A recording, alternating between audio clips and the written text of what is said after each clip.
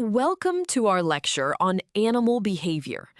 Today, we are going to explore a foundational concept known as the asymmetry of sex. If you have ever wondered why male peacocks have such extravagant, heavy tails, or why male deer fight each other to the point of exhaustion while the females simply watch, you are in the right place. This single biological principle explains almost all the complex and sometimes bizarre mating behaviors we observe in the natural world. Let us dive in and discover the ultimate engine driving the differences between males and females. To understand this concept, imagine you are given 1,000,000 cheap, mass-produced lottery tickets. Because you have so many, you would probably hand them out to anyone, hoping just one of them hits the jackpot. Now, imagine your friend is given only one highly expensive golden ticket. Your friend is going to be incredibly careful and selective about how and when they use it. In the animal kingdom, this exact scenario plays out every single day. Males produce millions of tiny, energetically cheap sperm, while females produce very few, highly expensive eggs. This fundamental difference in starting materials creates a massive behavioral divide. Females must be extremely picky about who fertilizes their rare eggs, while males try to mate as often as possible. Now that we have an intuitive grasp, let us look at the formal biology. In the scientific study of animal behavior, this asymmetry is deeply rooted in a condition called anisogamy. Anisogamy simply means that the sex cells, or gametes, of the two sexes are unequal in size and energetic cost. The female egg is large, packed with nutrients, and takes a massive amount of energy and time to produce. In stark contrast, the male sperm is microscopic, basically just DNA with a tail, and is very cheap to manufacture. Because of this initial inequality, a female's lifetime reproductive success is strictly limited by the number of eggs she can make. A male's success, however, is limited almost entirely by how many females he can successfully mate with. Understanding this biological divide is absolutely crucial because it forms the basis of sexual selection theory. It explains why males typically compete fiercely with one another, a process known as intrasexual selection. It also explains why females are typically the ones choosing their mates, which we call intersexual selection. Beyond just understanding nature, this concept has massive real-world applications. In wildlife conservation and agriculture, managers must predict population growth. Because females invest so much energy into reproduction, the number of breeding females is the true bottleneck for a population's survival. If we incorrectly assumed males and females played identical roles, our efforts to breed endangered species or manage livestock would completely fail. To see how this biological asymmetry translates into actual competition in the wild, biologists use a mathematical metric called the operational sex ratio. Conceptually, this formula isolates only the animals that are actively breeding right now, ignoring the rest of the population. Let us look at the symbols. N sub m represents the number of sexually active males ready to mate at any given time. N sub f represents the number of sexually receptive females ready to mate at that exact same time. The resulting value, OSR, tells us the ratio of competing males to available females.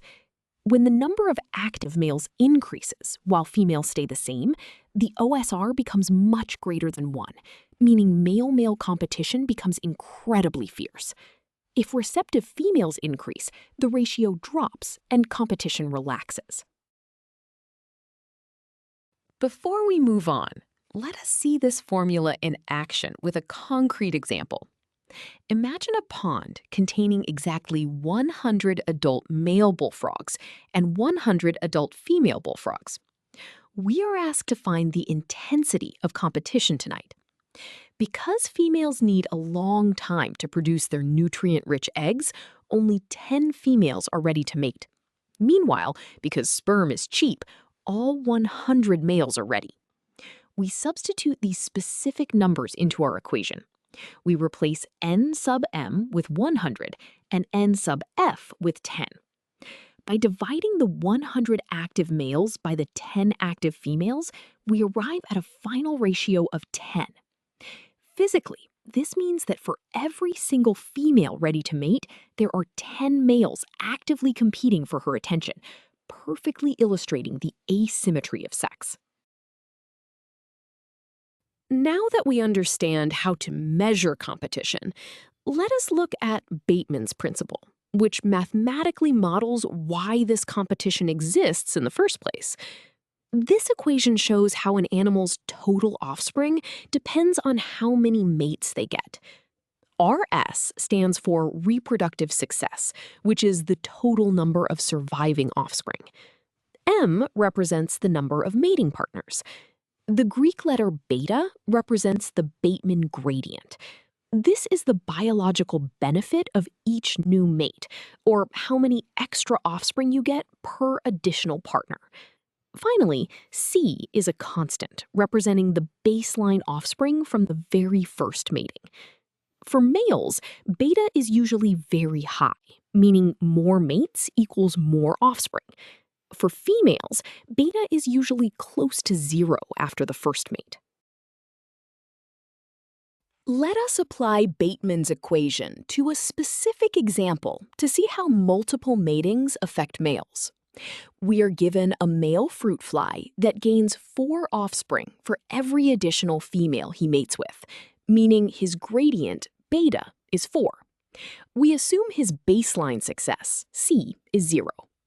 We are asked to calculate his total reproductive success if he mates with 5 females, so M equals 5. We plug these values into our equation. We multiply his gradient of 4 by his 5 mates and add the baseline of 0. The final answer is 20. This shows that the male produces a total of 20 offspring. Because his sperm is energetically cheap, his reproductive output is directly and linearly multiplied by his number of partners. He's limited only by how many females he can find. Now that we have calculated the male's success, we will mathematically prove why female mating strategies diverge so sharply from males. We set out to calculate the female's reproductive success using her entirely different biological constraints. For the female fruit fly, receiving extra sperm from multiple males does not magically create extra eggs inside her body. Therefore, her gradient, beta, is exactly 0. However, she starts with a baseline of 20 offspring from her very first mating, so her constant C is 20. We keep the number of mates M at 5 to compare fairly with the male. We set up the exact same equation, plugging in 0 for beta, 5 for M, and 20 for C. This setup perfectly captures the biological reality that her potential is capped by her own egg production. Continuing our proof, we complete the calculation for the female. 0 times 5 is 0, plus 20 gives a final reproductive success of 20. The mathematical result reveals that the female also produces exactly 20 offspring in total, but the intuition here is in how she achieved this number compared to the male. The male had to expend significant energy to find and mate with 5 different females to reach 20 offspring. The female, however, achieved her absolute maximum output on her very first mating. She gained absolutely 0 reproductive benefit from the next 4 males. This mathematically proves exactly why males are eager to mate multiple times, while females are generally not. The math perfectly mirrors the biology. Let us visualize what we just proved mathematically by looking at this graph of Bateman's principle. On the horizontal axis, we have the number of mates. On the vertical axis, we have the number of offspring, or reproductive success. Look at the blue line, representing males. It rises steadily upwards, showing that as a male gets more mates, his offspring increase linearly. He is limited only by his access to mates. Now look at the red line, representing females. It rises for the first mate, but then it goes completely flat. No matter how many more mates she has, her number of offspring does not increase. She is limited entirely by her egg production. This diagram beautifully summarizes the fundamental asymmetry of sex. We have covered a lot of ground today, so let us review our key takeaways.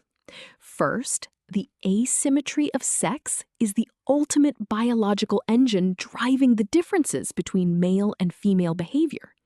Because females invest heavily in a small number of large eggs, they act as a limited resource in the mating market, making them the choosy sex.